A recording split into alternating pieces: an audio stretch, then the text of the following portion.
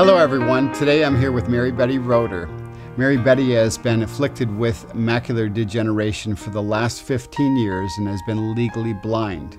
And today she's going to share some of the stories and insights as to how to cope with the disease, and we hope this information helps everyone. Thank you. I was able to spend the day with Mary Betty Roeder, an incredible woman and role model not only for those afflicted with macular degeneration, but for all people.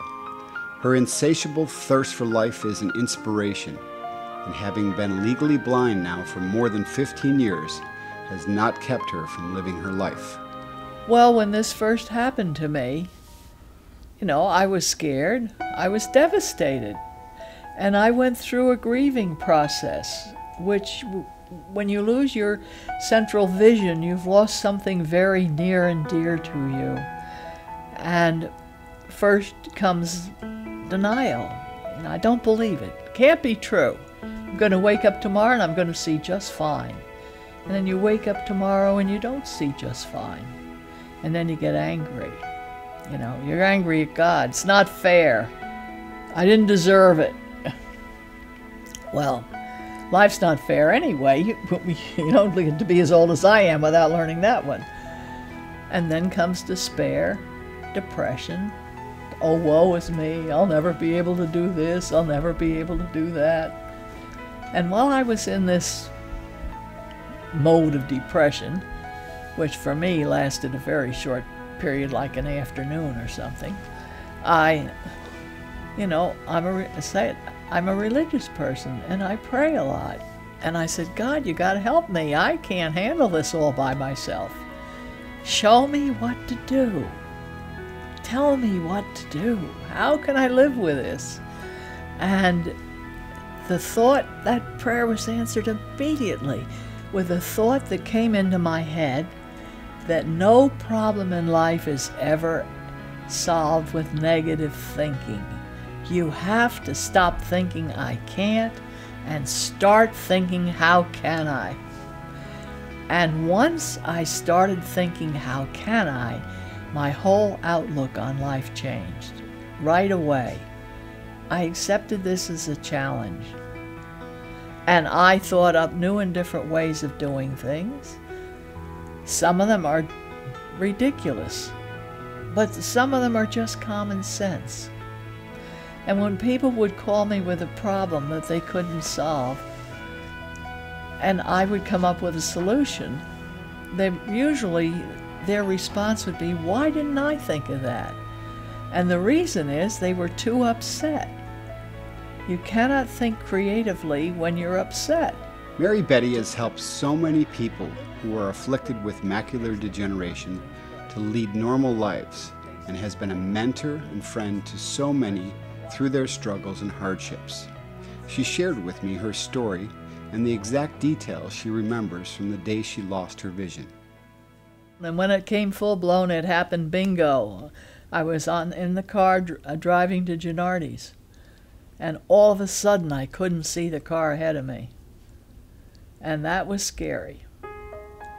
And I did continue to Gennardi's and do some shopping and crept home because I lived in Hershey's Mill, and that was just a hop, skip, and a jump from Gennardi's.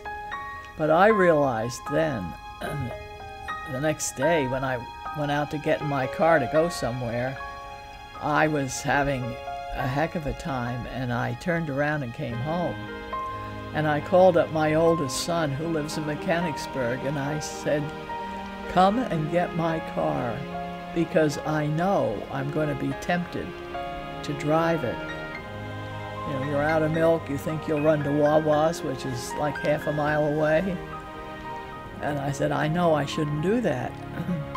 So he came to get my car, and of course he brought his wife with him. It was a Sunday. I said, just let me back it out of the garage, And I got in the car and turned on the ignition, and the battery was dead. And I had to push it out and get out the cables and start it. And that was the end of my driving. Life is for living.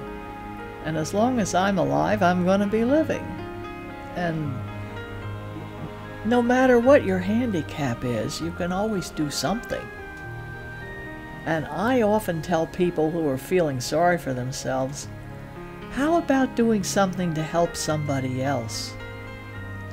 And I said that to a lady down here one night who was at the bar and saying, well, thank goodness it's time for a drink and dinner. You know, there's nothing to do around here. And she was blah, blah, blah. And I said, you know, why don't you think about doing something to help somebody else? And she said, well, what could I do? Well, you know, that got my dander up. I said, you know what you could do? You could read my mail to me, because I have a special machine that I put my mail in. It's difficult. I have to move it around and figure out, and after I've read a little of it, it's exhausting. And I sometimes have to look a little before you know it's junk mail. She said, oh, I never thought of that. I'd be glad to. And she came and read my mail to me for a long time. And that made her feel good, and it made me feel wonderful because I had some help. Anybody that thinks they can't do something, they can. Even after all that has happened, Mary Betty keeps an outlook on life that is more positive than one could ever expect. Writing and poetry have always been a big part of her life and help her express herself and reach so many people through her words. She shared with me a poem she once wrote. Here's some advice I was once told on how to live a long life and never grow old. First, every day, thank the good Lord above for those that you have and all that you have and those that you love. Eat right. Let only nutritious food pass your lips. Junk food will always go straight to your hips. Exercise. Don't sit in chairs. Skip that elevator and walk up those stairs. Think young. Keep a positive point of view and try every day to learn something new. I think this advice could be the truth. It might be the road to the fountain of youth. It's hard to believe that someone this strong could ever have a doubt or fear in the world. But Mary Betty is just like you and me. She didn't take her diagnosis lightly. She was forced to face reality.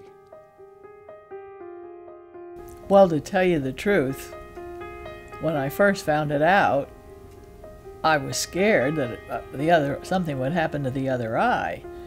But after nothing happened for a period of time, I sort of forgot about it. I mean, I didn't pay much attention to it. And I lived that way for 15 years. It didn't deter me from my quilting.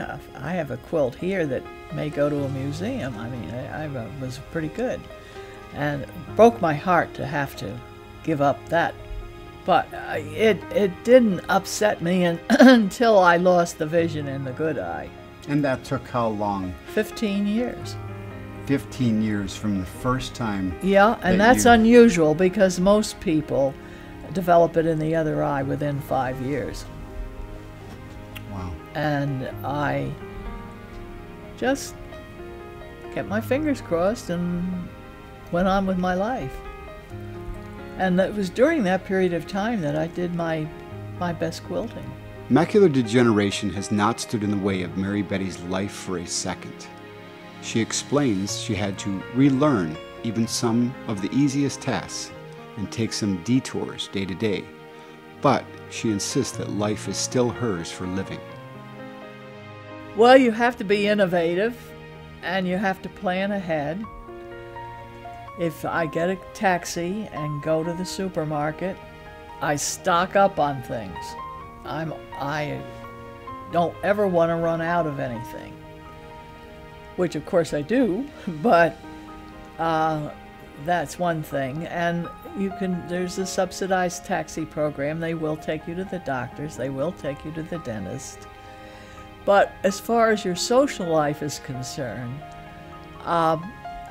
most of the time your social life, and not most of the time, all of the time, involves other people.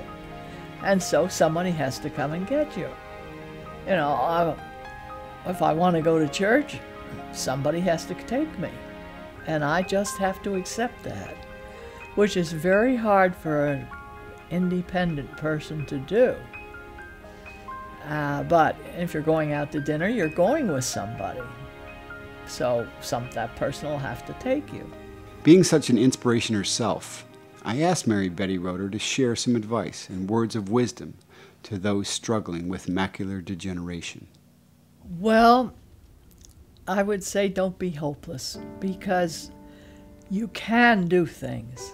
You just have to figure out a way to do them. And once you accept this disability as a challenge, and just say to yourself, I am going to meet that challenge, and I'm not going to let this spoil my life, because life is for living. Don't sit home. When somebody wants to go to the theater or the movies, go. Doesn't matter that you don't see it the way you used to. You're with your friends. You know, I had a story I told about that one Thanksgiving. Some of my family were at my home for dinner, and I cooked the dinner, the whole shooting match. And we had dinner early in the day, and late in the afternoon, the men are all involved with football, and the women are sitting around, you know, doing their needlepoint or chit-chatting or something. And one of my daughters-in-law said, I've got an idea. Why don't we women go to the movies? It's a movie at 6 o'clock, you know. And it's too early to go to bed, and it's too late to take a nap, and we should just go to the movies. And then all of a sudden there was this silence. And it occurred to me, they're thinking, uh-oh, Grammy can't see. We can't. That was a terrible suggestion, you know. I could just feel it in the air. I said, that's a wonderful idea. I'd love to go to the movies. And somebody said, you would? I said, oh, absolutely. What are we going to see? And my teenage granddaughter said, Grammy, I'll stay home with you if you want. Oh, I do. I want to go. I said, oh. So they all kind of wondered, but so we got out the paper and we went to the movies. Well, on the way, then it dawned on me, they're going to wonder where I have to sit. Am I going to have to sit in the front row and everybody's going to have a stiff neck? You know? And I said, and we sit wherever you girls want to sit, because it doesn't make a bit of difference to me. And they said, you're sure? I said, absolutely, because I'm going to listen to it, and I will see some of it out of the corner of my eye. You know, I wouldn't have missed going to the movies with the women in my family for all the tea in China. The fact I couldn't see it was, well, so you can't see it, but you have this wonderful family that want you to do something with them. The day I spent with Mary Betty Roeder was one I'll never forget. Her spirit, her zeal for life, her love of life was just so amazing to be around. What happiness. 89 years old, legally blind for 15 years, and living each and every day to its fullest.